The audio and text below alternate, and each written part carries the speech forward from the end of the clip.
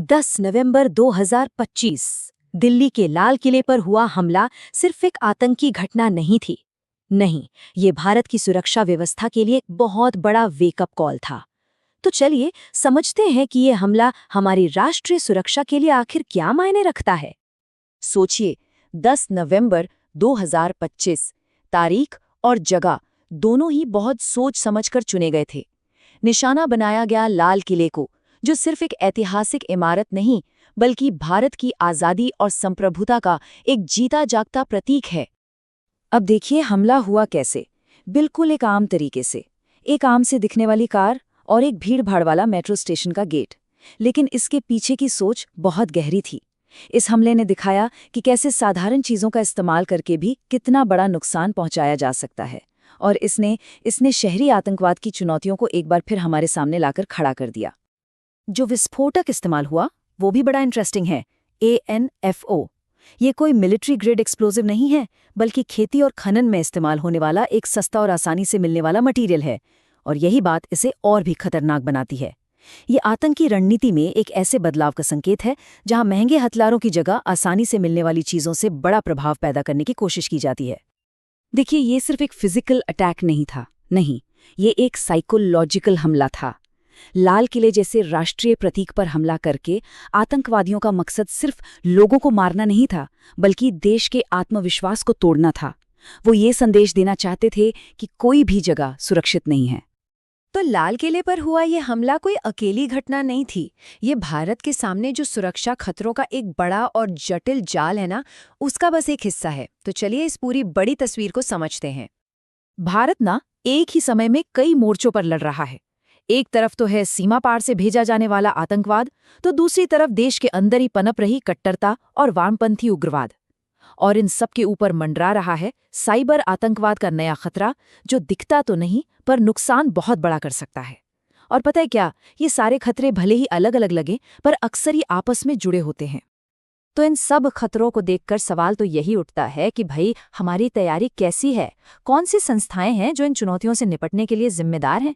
चलिए भारत के सुरक्षा ढांचे को थोड़ा करीब से देखते हैं। अब कागज पर देखें तो भारत का सुरक्षा तंत्र काफी मजबूत लगता है। NIA है जो आतंकी मामलों की तह तक जाती है, IB है जो खुफिया जानकारी इकट्ठा करती है, और फिर NSG जैसे इलीट कमांडो बल भी हैं जो किसी भी हमले का जवाब देने के लिए तैयार रहते हैं। हर एजेंसी का अपना एक खास रोल है। लेकिन असली चुनौती पता है क्या है?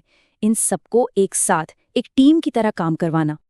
अच्छा, तो इन अलग अलग एजेंसियों को जोड़ने के लिए कुछ सिस्टम्स बनाए गए हैं, जैसे MAC यानी मल्टी एजेंसी सेंटर, जहां रियल टाइम में खुफिया जानकारी शेयर की जाती है।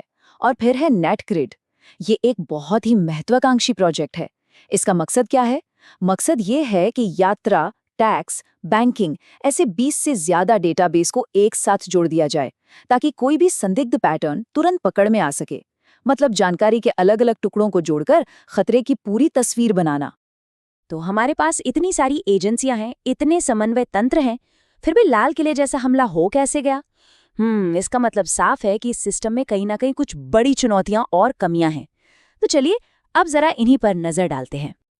और इस पूरी बहस के केंद्र में ना एक बहुत ही बुनियादी सवाल खड़ा होता है। एक मजबूत सुरक्षा की जरूरत और एक नागरिक की व्यक्तिगत आज़ादी के बीच संतुलन कैसे बनाया जाए? कितनी निगरानी सही है और कहाँ जाकर ये हमारे अधिकारों का हनन करने लगती है? ये एक बहुत बड़ी दुविधा है। सिस्टम में कई प्रैक्टिकल दिक्कतें भी हैं। अक्सर क्या होता है कि अलग अलग एजेंसियां एक दूसरे से जानकारी शेयर करने के बजाय अपने अपने टर्फ को लेकर लड़ती रहती हैं। फिर आतंकी मामलों में इंसाफ मिलने में सालों लग जाते हैं। और शायद सबसे बड़ी बात, किसी भी हमले का सबसे पहले सामना कौन करता है? हमारी शहरी पुलिस। और अक्सर वो ऐसी स्थितियों के लिए पूरी तरह से तैयार नहीं होती। बस इन्हीं कमजोरियों का फायदा दुश्मन उठाता है। तो अब सवाल है कि आगे का रास्ता क्या है? विशेषज्ञों का मानना है कि हमें एक इंटीग्रेटेड अप्रोच अपनाना होगा। सबसे पहले एक यूनिफाइड कमांड सेंटर बनाना होगा, ताकि संकट के समय सभी एजेंसियां एक साथ काम कर सकें। इसके साथ ही शहरी पुलिस को बेहतर ट्रेनिंग और उपकरण देने होंगे।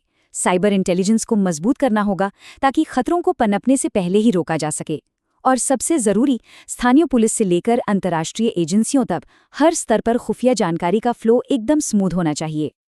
आखिर में लाल किला ब्लास्ट हमें एक बहुत ही बुनियादी और मुश्किल सवाल पर लाकर खड़ा कर देता है। एक लोकतंत्र होने के नाते हम आतंकवाद से लड़ते हुए अपने ही उन मूल्यों की रक्षा कैसे कर सकते हैं जिन्हें हम बचाना चाहते हैं? सुरक्षा और स्वतंत्रता, इन दोनों के बीच सही संतुलन बनाना ही शायद आने वाले समय की सबसे बड़ी चुनौती होगी।